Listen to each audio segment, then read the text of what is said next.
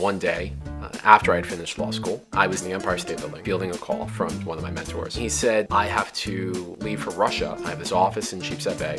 Why don't you start your own practice? And I need to know in about an hour whether or not you want to do this. I'm 24 years old. I have approximately $200 to my name, approximately. I began to sweat profusely, but I knew what I didn't want to do, and that's work for someone. So I went downstairs and I said, let's do it. And the day I passed the bar exam in New York and New Jersey, I quit my job and started my own practice.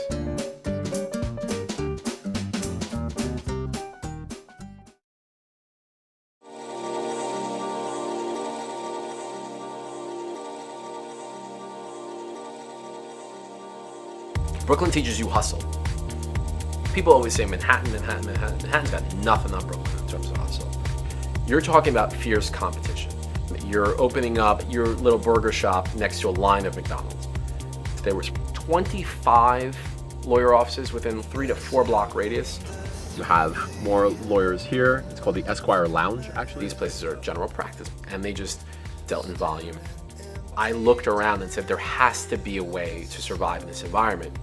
There have to be clients here that want to be treated a little bit differently or would pay, let's say, a small premium to have their phone calls returned within 24 hours, which is something from the outset that we guaranteed to do. That when I say we, it was just me at the time. No one really believed that.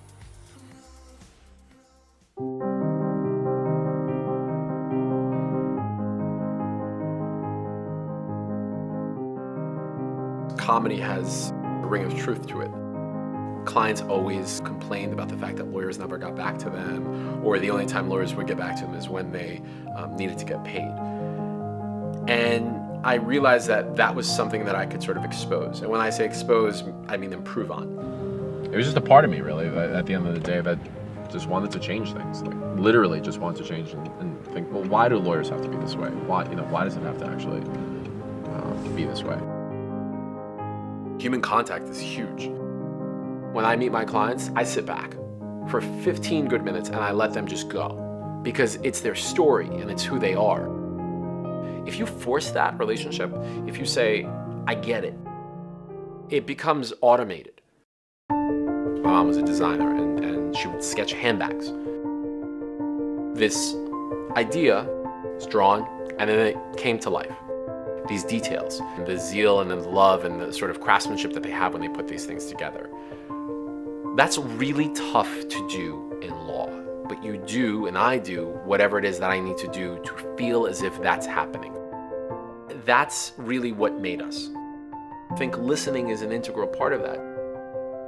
Your story gets out, now I know how it can help. I always want to be an entrepreneur. I always want to start my own thing. I always wanted to sort of state exactly how I was going to do it on my own terms.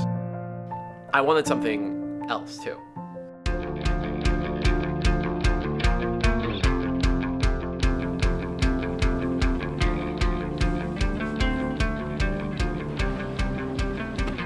King and McDougal, we're going to a restaurant called Komodo.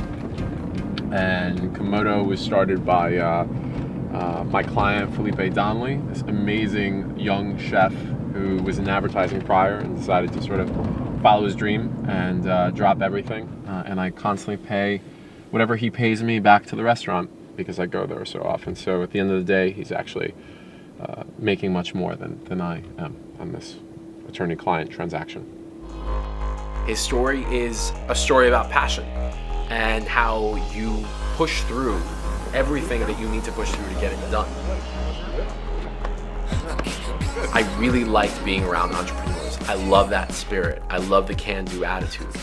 I love the sort of, I'm going to do this. And you know what, if I fail, I fail. But I will not have said that I didn't try this and I just did something safe.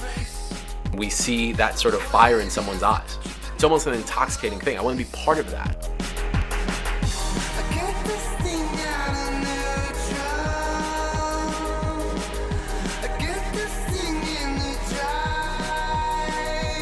I understand that drive, that focus, that terror at the same time. Main priority in our restaurant is service. Food has to be great, and I think that for Daniel, it's the same thing, is that the legal work has to be phenomenal, but the service is what keeps you there and what keeps you coming back. You know, if you are in a bind and you can't go to the office to drop off papers, he makes sure that somebody comes over and picks up whatever you need. I mean, he's been here since the first week. I do know that for him to be able to be a part of his client's life and just help them push through, it's kind of that reason that he's a lawyer, which is what makes him so special.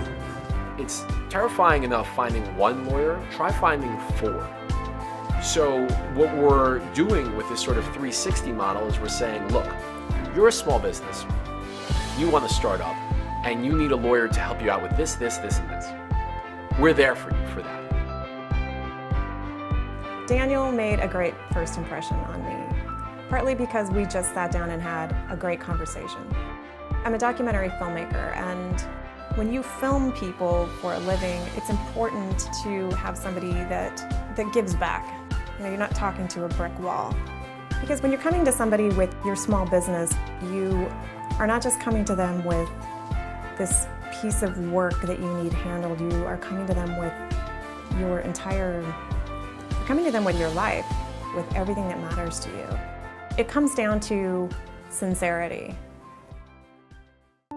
I can't have a situation where someone comes into my office or there's 6 people in my waiting room and I'm shaking hands with them with a glazed over a look in my eye. We want to grow, but not at the price of giving up the personal stories. Brooklyn shaped me. That's in your blood. You don't escape that. You can sort of live in Manhattan, but you still wink at Brooklyn. Looking back, it was absolutely insane. It was absolutely insane. There's 1,000 reasons not to do it. There's 1,000 reasons not to do it. I don't care. I don't care.